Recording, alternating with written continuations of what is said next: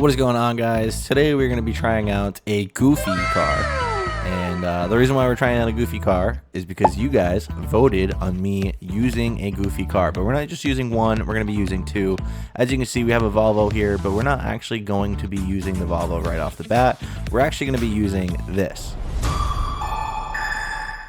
Now, this may look like a Duracell battery to you, but it actually is a 1939 Maserati 8CTF. Now, this thing has a 3-liter inline-8 engine, pushing out 367 horsepower, 338 foot-pounds of torque, and weighing in at just under 1,900 pounds. Now, with all that being said, Forza ranks this thing with a 5.0 speed, 4.1 handling, 3.9 braking, and 4.7 for acceleration. So let's see what we can do with this battery in race 1.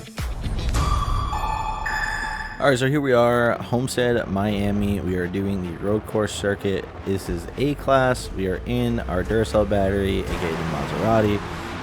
Get a little bit of snap oversteer off of the line, as that will become a regular with this car. You guys did say to use a goofy car, and I picked this thing because it was funny looking, but my god, is this thing terrible. As we get collected up into turn 1, yeah, this thing was horrible. I've never had a car. Where you going? You're lost. Dollar Tree headset, so free.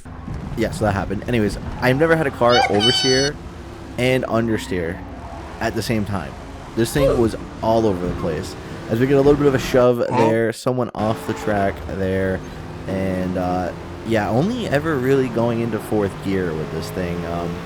Again, it was horrible, as we're about to get absolutely pile drive coming into the infield. I don't even know what happens behind us. I just saw cars turning around. Come across this guy's nose just a tiny bit, but honestly, it's only because I can't control this car. This thing was so bad. As we are going to be bouncing off the rev limiter, as we dive into this hairpin here, he's going to squeeze me in on the inside, and I touched the grass. He left me plenty of space. It's just I cannot control this car. So I'm all over the place. If you can see me wiggling around, it's just the car oversteering and understeering at the same time. It was that bad.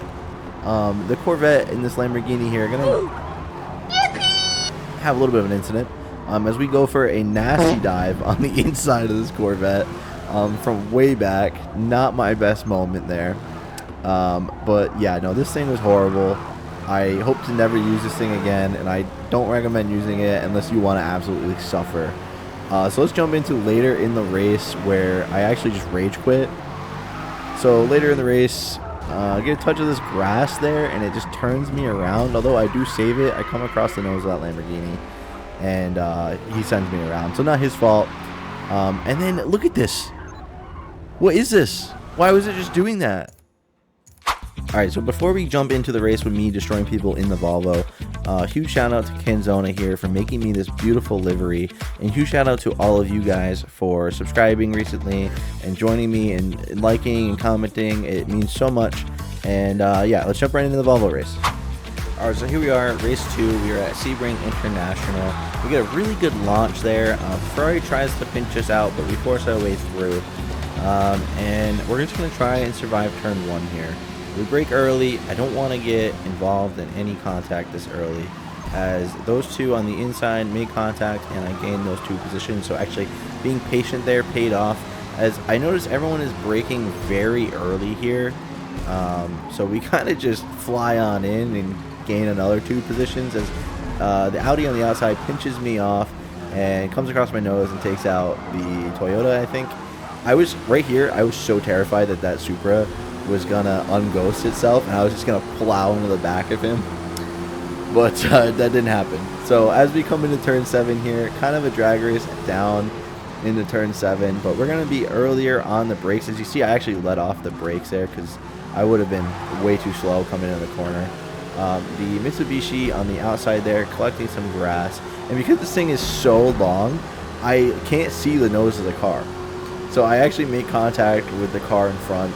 And we're going to have a little bit of a brake contest here, and I ended up winning as he goes too late on the brakes for his car and hits the NSX there, who is actually going to be our main competitor this race. And honestly, for what this car is, being a Volvo, I was so impressed. I mean, this thing was so well balanced, and it was crazy on the brakes as I go off the track there. But ignore that. That's just a me thing. This car was so good. It actually surprised me. I went into it just being like, trying to find a goofy car for you guys, something that would be funny, and I saw the Volvo, and I was like, all right, we got to use the Volvo. But it actually paid off because this thing was so good. It was surprisingly good. It was well-rounded all the way around. Like, in the corners was great. On the straights, as you can see, I'm pulling ahead the car behind, and it was just such a well-balanced car. Coming in to the final turn, Sunset Bend here, I looked like I was going to gain on the NSX, but he pulls away pretty hard as we come back down in the front straight. But yeah, man, I mean, I don't know what else to say. Like, this car was just well balanced, and we're gonna have a good battle here with this NSX for most of the race. We're gonna kind of hang in behind him, and oh wow, that was in the recording. That's embarrassing. Ignore that. That wasn't you. That was me. I actually thought that was me, like right now recording this, but it wasn't. Anyways, sorry about my Discord notification. So we're heading down into turn 7 here, this hairpin, and what you're gonna see is how dominant this car is on the brakes. Me personally, that's what I like. As you see, we brake just before the 400 board, but look at how much time I close in on these two cars ahead. This car in front in 5th, we're actually just gonna go right around him on the outside here, as he was slow coming out of the hairpin. So you can see I am really just neck and neck with this NSX. So for the Volvo to keep up with this NSX in A-Class, I mean, the NSX for me is a very well-rounded car. So I take that as a sign as this thing is definitely a sleeper. I don't think people were expecting me in this race to be doing so good in a Volvo.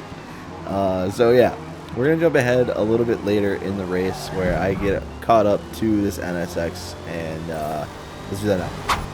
Alright, so here we are, lap 3 of 4, about to be 4 of 4.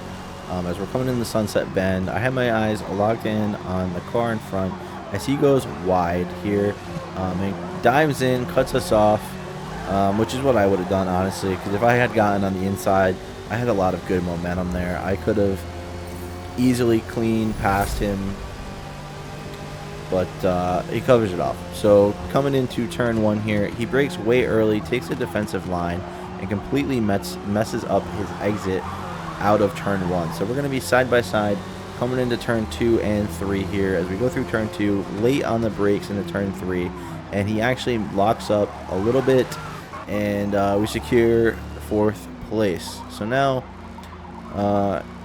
he's just kind of going to hang back. So honestly, that was it. I mean, great car. I'm still shocked at how well this car performed. So here we are crossing the line on the last lap, about to see what we did this race, and we gained 13 positions. We had a faster lap time than third, who was in an exo set. So honestly, in my opinion, technically we did win, because the exo set, as we all know, is just cheating. So I'm gonna count this as a win. And yeah, thank you guys for watching. I highly recommend trying out this car, and I'll see you guys in the next video.